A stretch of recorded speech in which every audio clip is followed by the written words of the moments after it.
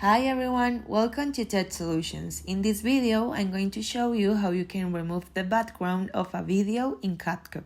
This is going to be really useful for you if you want to give a more professional touch to your videos or you just want to change the background. So first, we're going to open Capcut in our computer. Here, you can have professional ways to edit your videos. You can also have the option to add filters, transitions, text, music.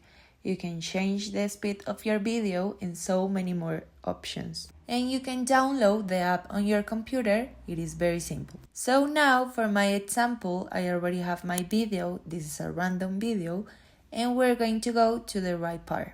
There, we're going to click on basic and next to it, you're going to find remove background. Here, we're going to click on auto removal and it's going to start processing the video.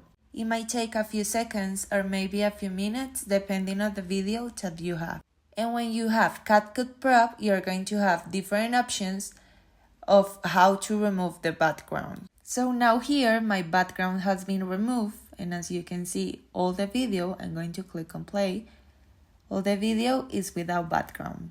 I hope you like this video. See you in the next one. Bye!